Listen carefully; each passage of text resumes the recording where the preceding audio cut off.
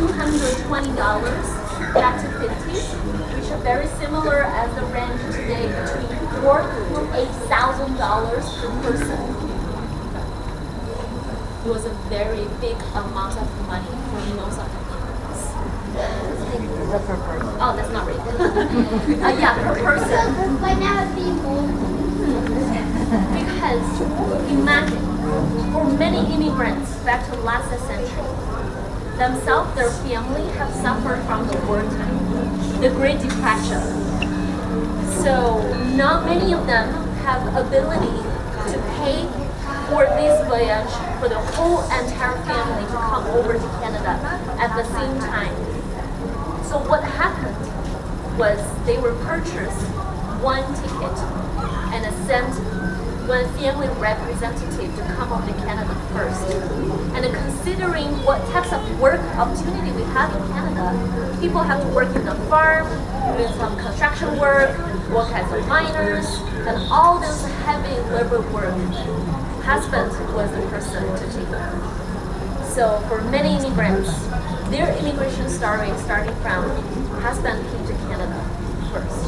And after years of hard working, he can bring wife and the children to come over. So I'm going to show you shortly of where those people are staying when they first came.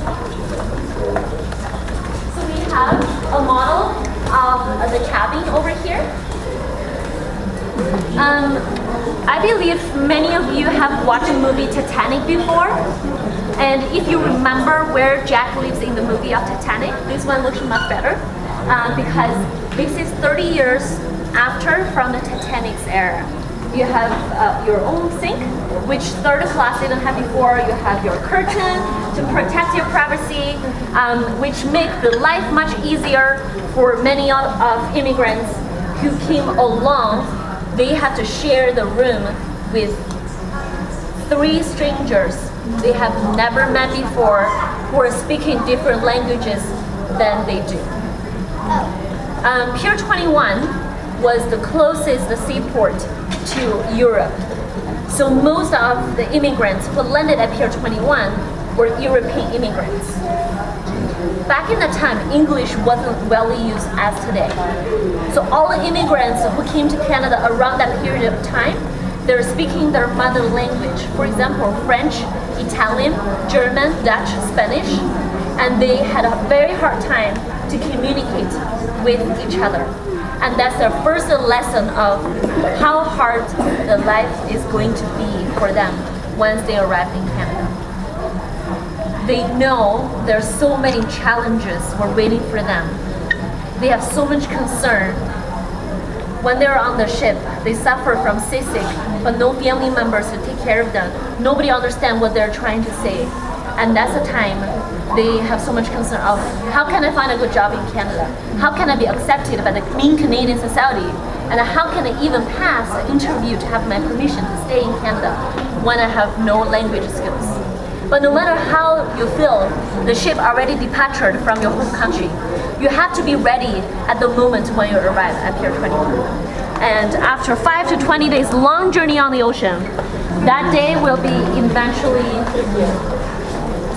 So come over here with me. We're going to spend a few minutes.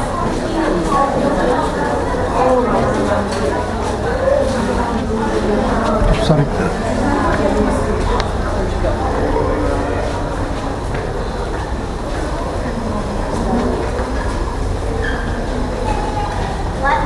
Where's the go?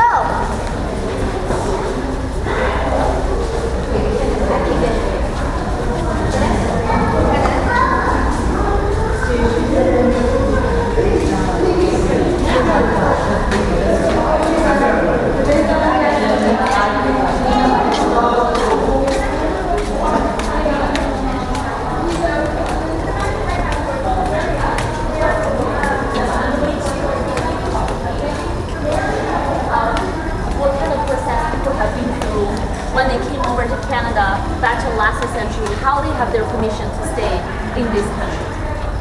So the immigration system was different compared to how people came to Canada today.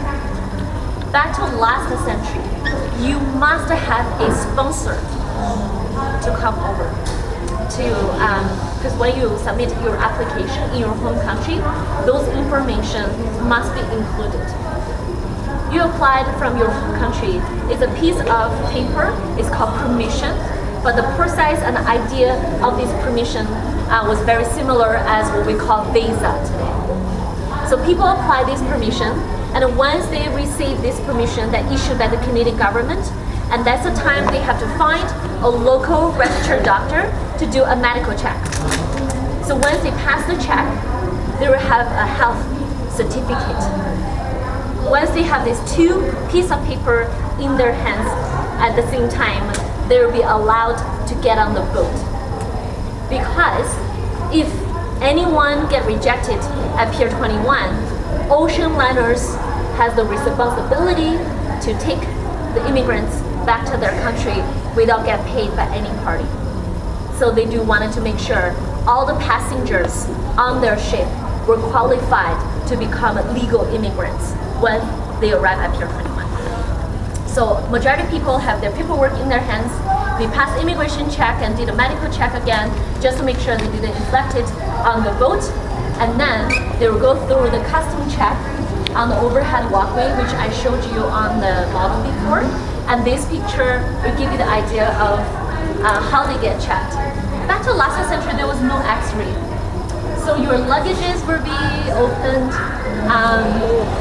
by the custom officer, just as shown on the picture.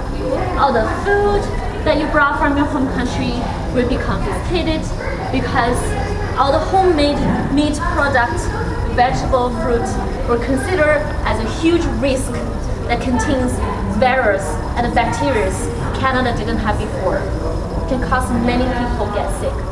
So all the food that probably your grandmother have made you a lot of sausages, salami before departure, but now they were taken away by customs officer, and then you have to buy something else since you have to stay on the train for the next 3 to 7 days to go to where your final destination was.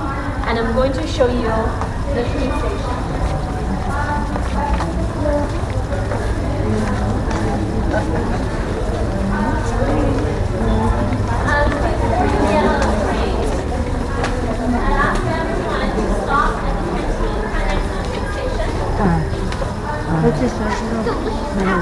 Because before 1950s, there was no dining car on the train.